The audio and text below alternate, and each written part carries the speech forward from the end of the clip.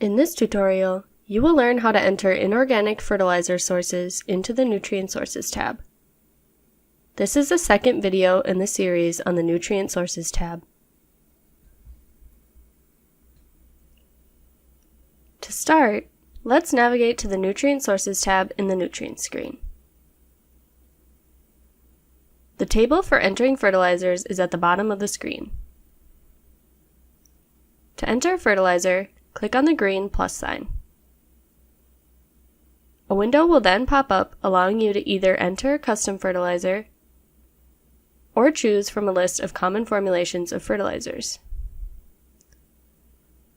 Let's start with a quick example. To add a common fertilizer, simply select it from the list and click OK. The fertilizer will then be added to the table along with its nutrient content. These percentages can be changed if needed. Also note that liquid fertilizers have density value in pounds per gallon. This density can also be edited. You have the optional choice of entering percentages of micronutrients, including sulfur, magnesium, calcium, boron, manganese, and zinc. Adding fertilizer costs is also an option for record keeping. This is covered in the video calculating the dollar value of on-farm nutrients. If you don't find the fertilizer you are looking for in this list, or would like to add a fertilizer with a nitrification inhibitor or a slow-release nitrogen fertilizer, click the plus sign and select New Fertilizer. In this window, you will be asked whether this fertilizer is dry or liquid. Let's start with the dry fertilizer first. Enter a name for this fertilizer that is easily recognizable. Make sure to enter the nutrient content of the fertilizer.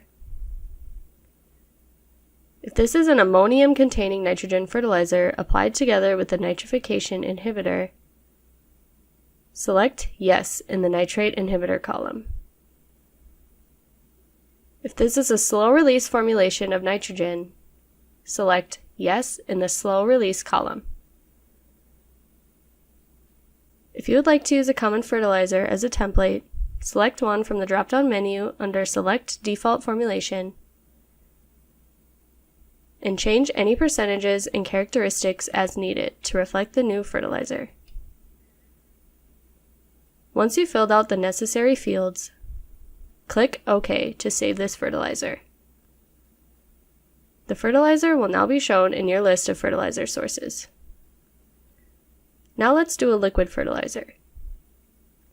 Go back to the Add a New Fertilizer Source window and select New Fertilizer again, but this time select Liquid at the top.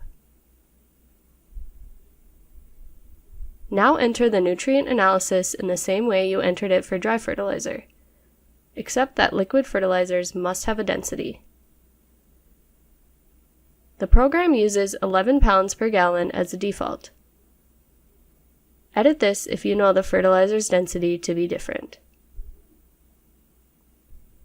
Again, select OK to add it to your fertilizer sources list. Repeat this process until you have added all inorganic fertilizers used on your farm into SnapPlus.